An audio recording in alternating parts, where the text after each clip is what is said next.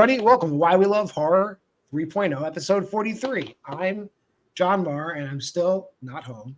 And over here, Abby Brooks and Aaron Brooks. What's up, guys? Not much. We're doing excellent today. Yeah. Not to hype up this episode, but it's the theme of the week: overhyping or underhyping, or not, or whatever type of hyping of Longlegs. Yeah, interesting. Yeah, hype. Like, we've had movies that definitely were like underhyped for good reason, underhyped for bad reason, overhyped for bad reasons, overhyped for good reasons. I don't know where Longlegs fits. It definitely was hyped, but it was hyped like cryptically. But let's play that trailer and we'll go from there. Don't move. Is it scary being an FBI agent? The letter was left with the bodies. We have 10 letters like it over the past 30 years. And all of them signed with one word: Longlegs.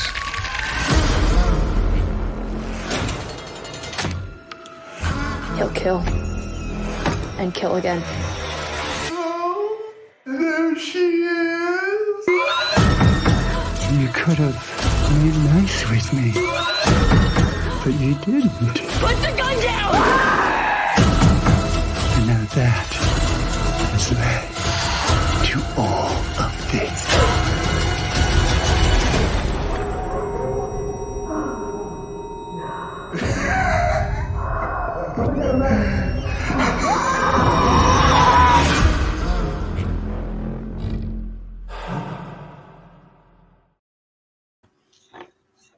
Correct me if I'm wrong. I feel this is gonna be like another one of those episodes we're just like yelling "fuck you" into the void to all the people that didn't like this movie. Is that fair? Yeah.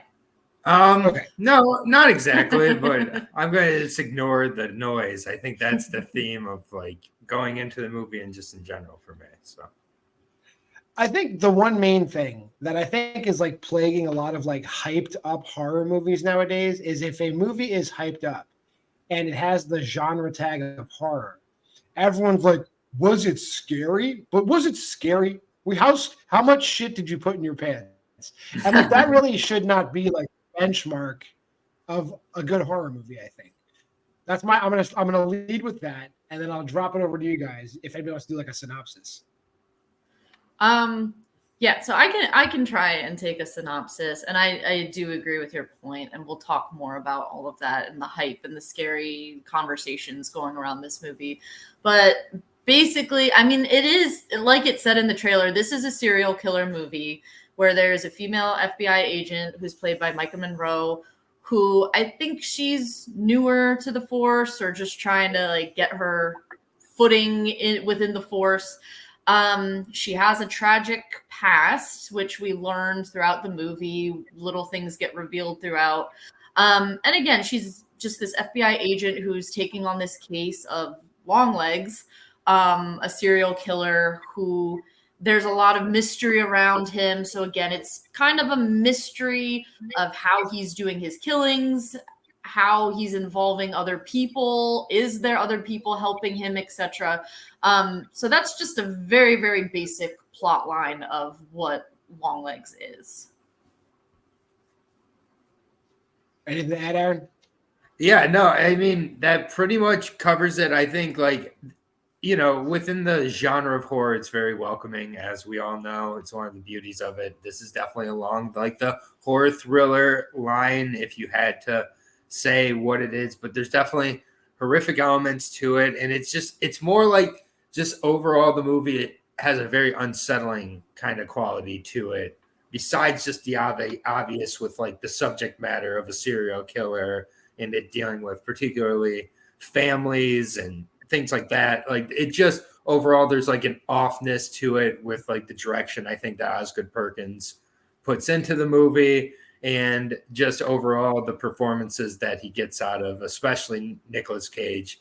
And for me, Micah Monroe, the whole movie, she has a very kind of off kind of presence and demeanor to her that you have to kind of be patient with the reveal to kind of get to, but it definitely serves a purpose. And she's somewhat psychic, but not completely in control of it. So that leads to a lot of issues right away into the movie. And so, yeah, can kind of lead us from there. I feel like with this movie, it makes more sense to go with the plot because it is pretty linear with regards to what it's dealing with. A few other things just go right off of you. Like, I also think the secondary cast is great. I think the casting of Alicia Witt as her mother was actually like way better than I thought it would be. They actually kind of even look alike. And Blair Underwood, welcome back to movies. It's good to see him doing things. He was really good in this movie as well. I'll be the first person to admit I was not a fan of the Black Coat's daughter. I thought Gretel and Hansel was mediocre. This movie I liked a ton. So I'm on the Oz Perkins train now, officially now. But yeah, and we'll go into the first point of contention. I'll just say it, and then I'll kick it back over to you guys. I think there's a lot of people like losing their minds that like people are like, oh, is it like Silence of the Lambs? Is it like Zodiac? Is it like Seven? It's like, oh yeah, it's like all those movies. And then people like lose their shit because you dared invoke those movies in relation to Longlegs. What do you guys think about that?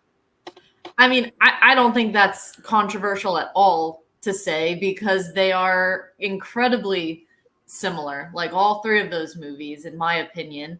Like Silence of the Lambs, especially, it's a very obvious comparison of like a female FBI agent taking on, this serial killer, which at first with Nicolas Cage in this movie, I was worried he was going to be doing like a Buffalo Bill impersonation, which he's not. Like he's great in this movie. I was happy that he's not doing that, but that's not a controversial thing to say at all, in my opinion. Like people who get upset at that, I don't agree.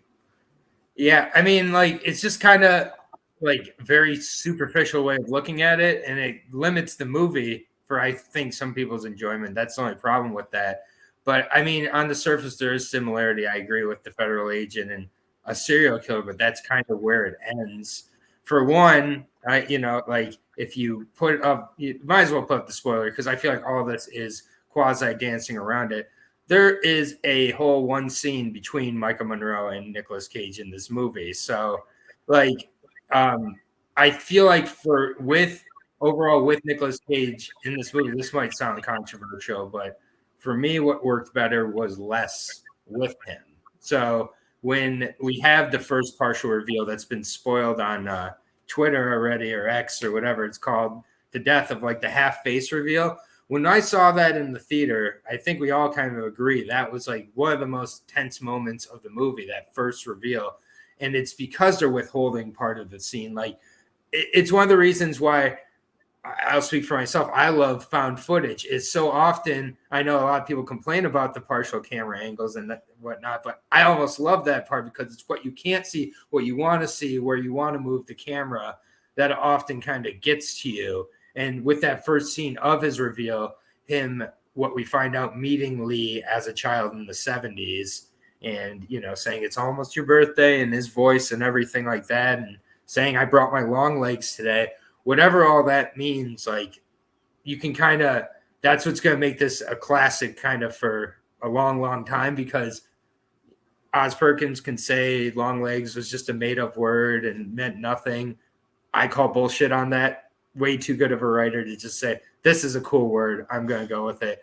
I have a lot of stuff which I'll go into in like a theories corner, so I don't go too far off here, but like Daddy Longlegs got me thinking about it and everything like that and coming closer. But that opening scene is so tense with showing the partial facial reveal of Nicolas Cage. You hear his voice for the first time, and you don't really know what's going on at that point.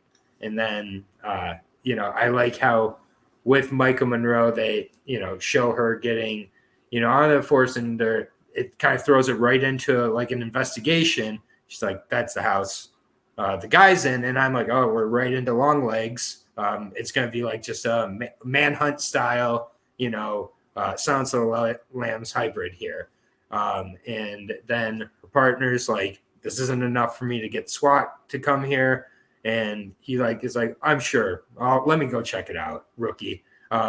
Goes, gets his head blown off, and like we're off to the races from there. So I do think that a lot of this movie is not the first time it's ever been done before, and I don't disagree. but I feel like the approach in adding the supernatural part of it and the satanic elements, and then having Nicolas Cage's performance in this with Micah Monroe, those two together is like what makes this like really, really work in a classic, in my opinion.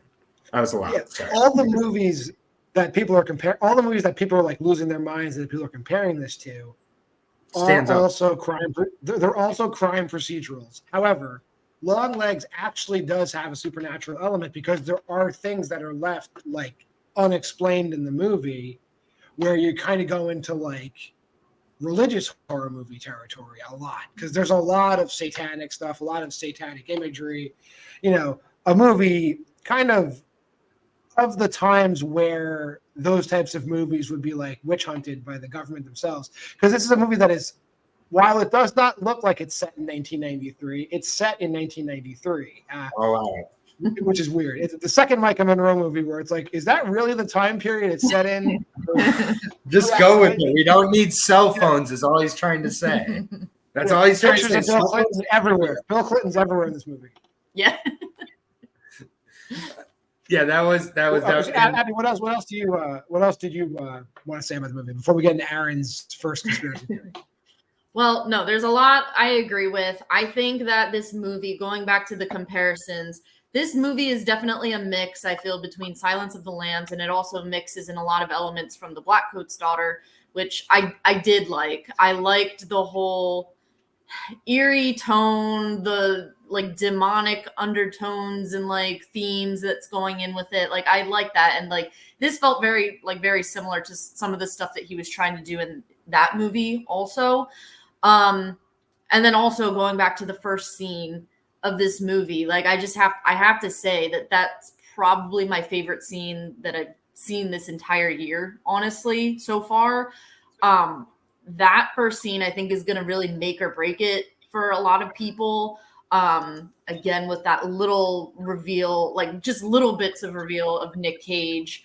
I will say the first scene, it scared me. Like I didn't jump. It's not a jump scare, but it was one of those things where you're just like sitting there and like I could feel my heart rate going up. Like I know there was the whole like gimmick, or not gimmick, but like the ads that they were doing of like, oh, Micah Monroe, when she saw Nick Cage for the first time, her heart rate spiked to like 200 or whatever.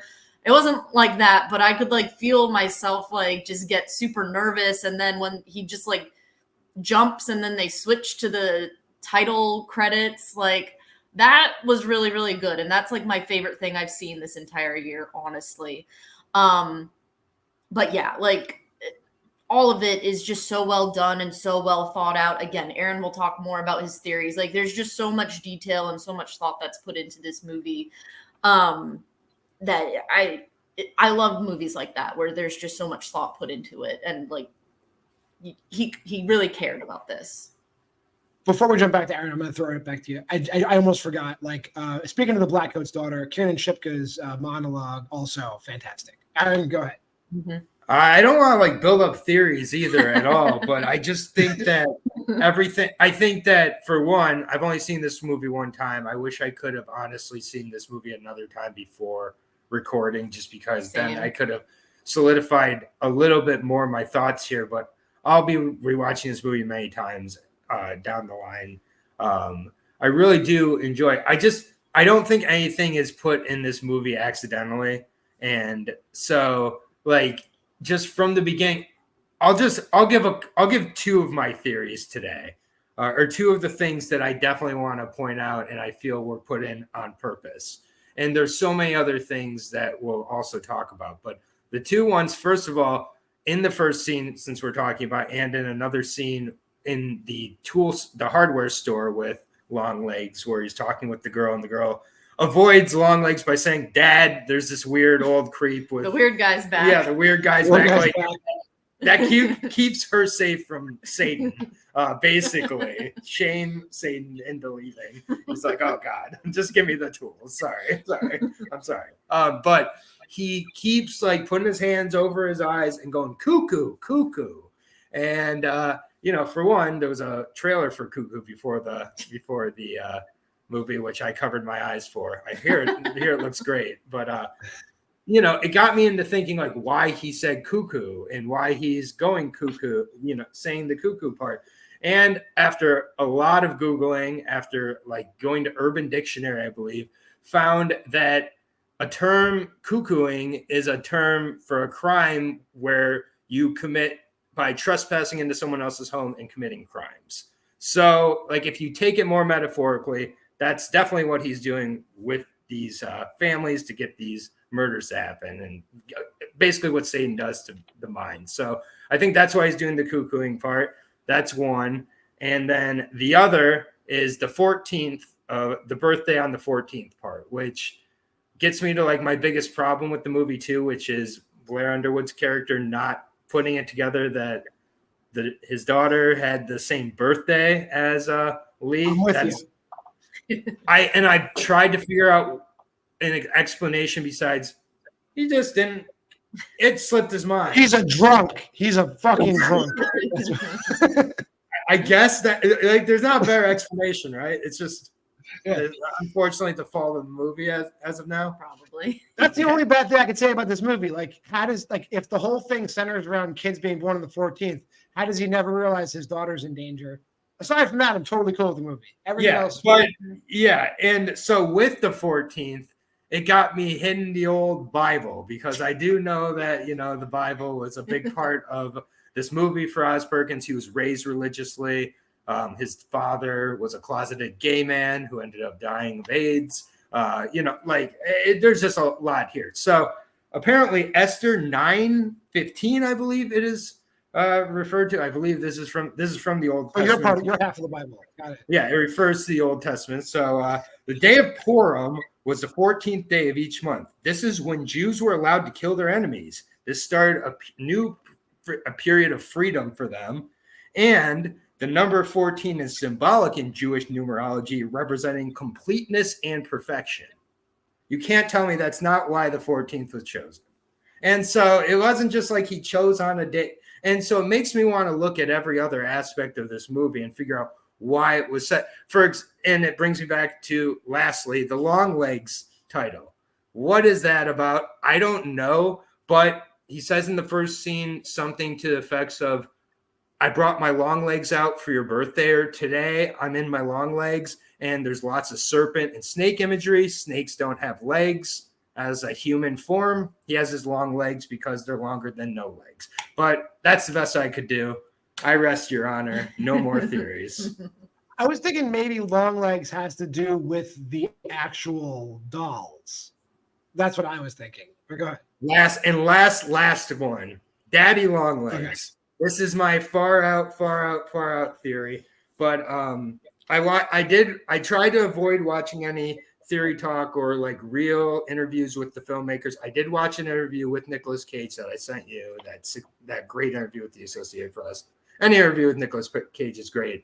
You can take it for a grain of salt. But Longlegs, the backstory with Longlegs from like the website and from the interviews is that they were a former glam rocker who probably worshipped the devil back in like the 70s and then made a deal with the devil and then got taken over by the devil. That's kind of the backstory with Longlegs.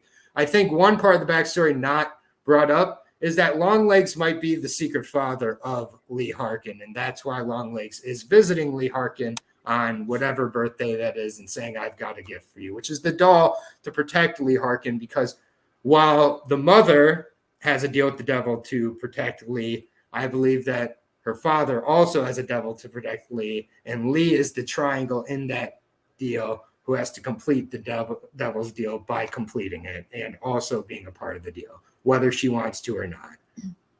That's all. I'm done.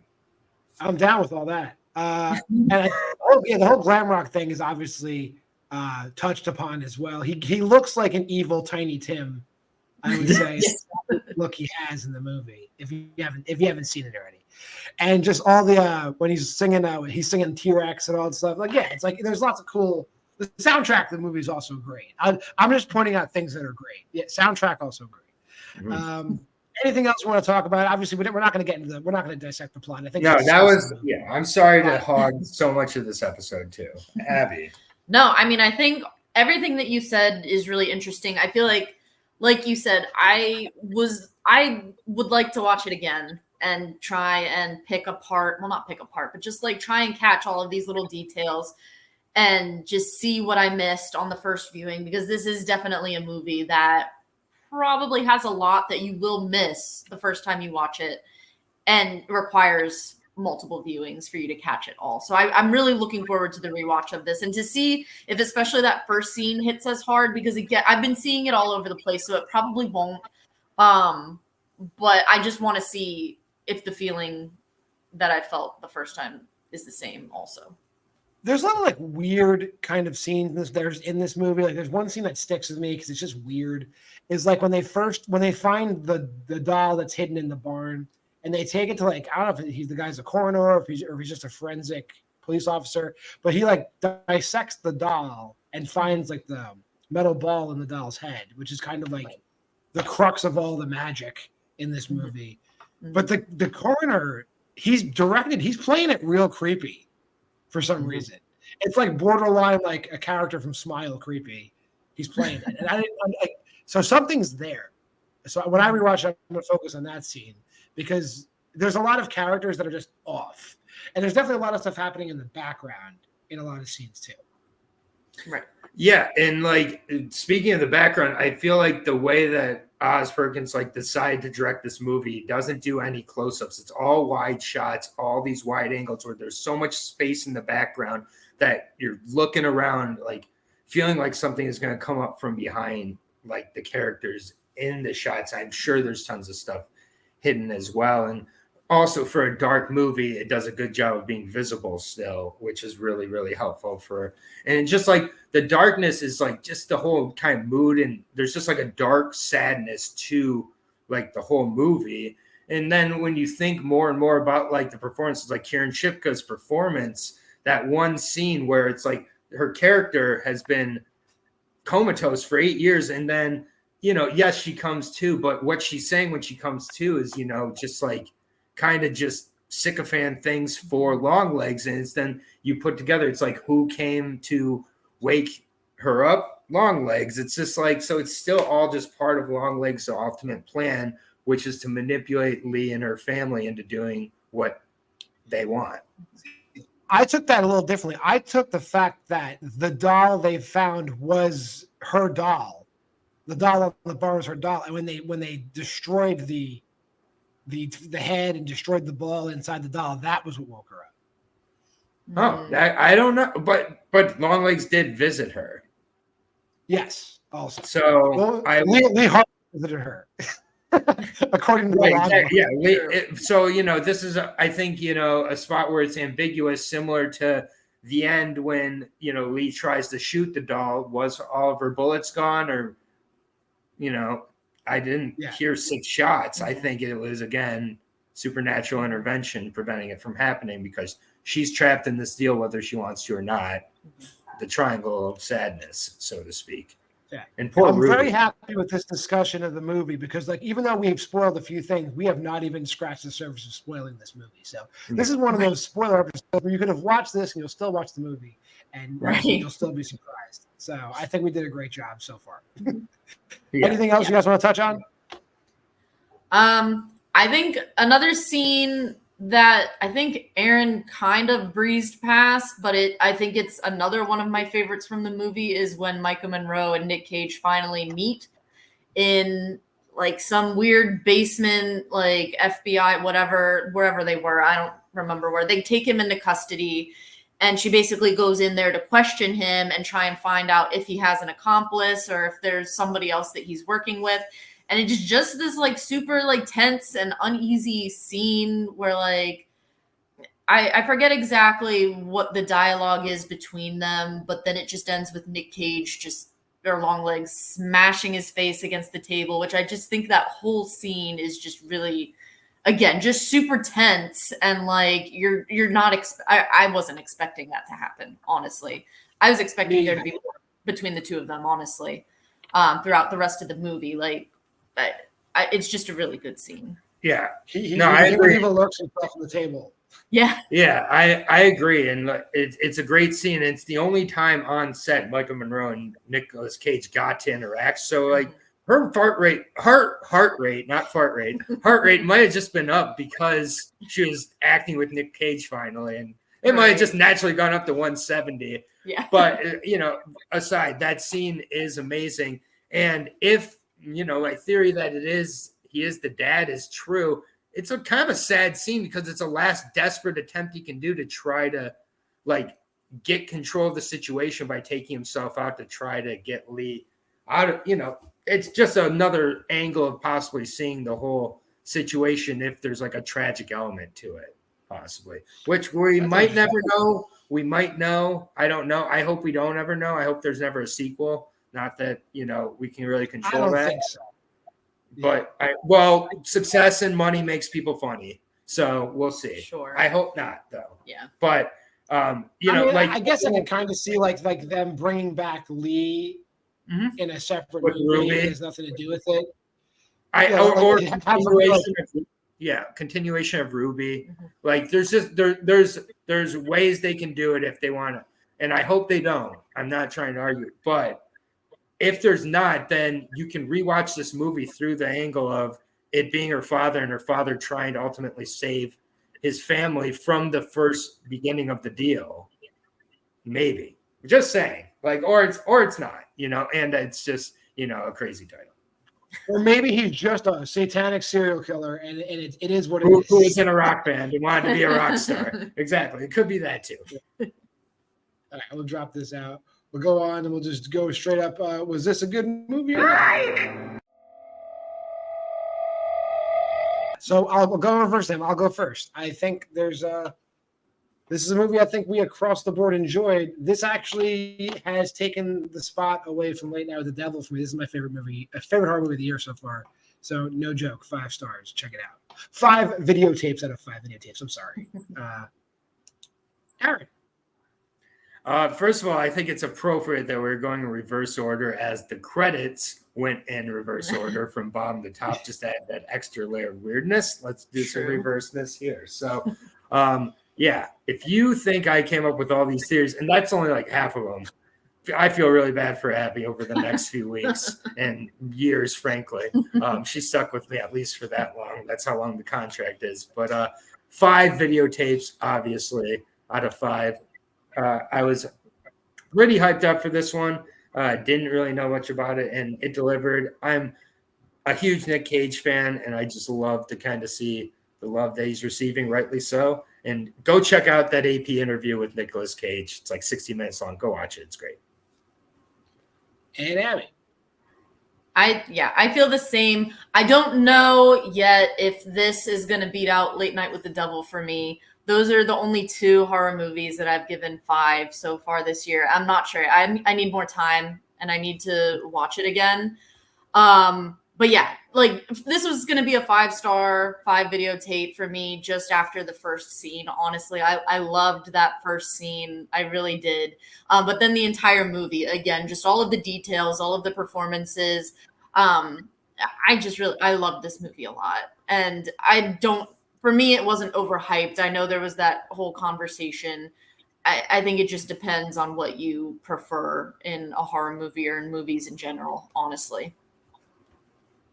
Fair enough. Let's see what we watched this week.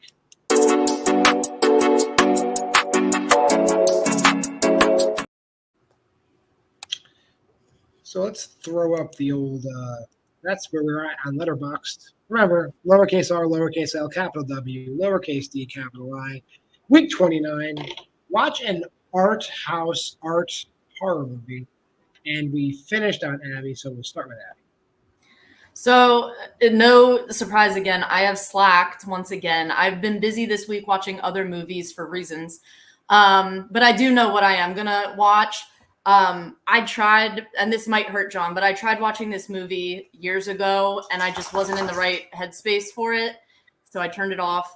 But I am going to try again to watch A Girl Walks Home Alone at Night. Our episode last week inspired me to try it. So I will try again. You better make it through it, Aaron. It's okay. She also hates Lake Mungo, so don't worry. She attacks all of us with her just disdain for certain great movies. It's really I didn't dislike it. I just wasn't. I wasn't ready. Either way, my Not art, waiting for something beautiful. Oh my god. she really doesn't like pretty things. It's rough. That's why I'm here. Anyways, art movie for this week. I went with Dave Made a Maze. I didn't really know much about this one. Was going through Amazon Prime, and it looked like a fun time, so I stopped on it. It's a good horror comedy about an artist who's yet to make any contribution to the art world. So he makes a cardboard maze that he goes inside of, and it's just I think it's a great example of art house horror because it's just like made on an absolute budget, a lot of like cardboard effects used in place of the gore, and then like a very good romantic plot with the two leads and like just overall a nice little existential horror story. So I really like this. Very sweet movie. It's 80 minutes, easy to watch, and I just feel like this is one that plenty of people probably have come across on some streaming platform and like, that's good. More people should talk about it. So I'm enjoying the clip. I love Dave Made a Maze. Dave Made a Maze is great. I agree with Aaron. You should watch it. I got around to, I guess, something that is a small blind spot of mine. Finally, I watched Teeth. It is exactly what it is. The movie will not blow you away, but it sticks the landing of what it's trying to do. If you enjoy penises getting severed, watch Teeth. All right, that being said. Made this fun of the video. Like, comment, subscribe, and share. Go to the Facebook group, Why We Love Horror. Check out the TikTok at WWL Horror. All that good stuff. Schedule's always the same. Mondays versus Wednesdays is the special edition day. Thursdays is this and horror headlines. And then Friday, Why We Love Horror Trivia. We appreciate you stopping by. Thank you for your patronage.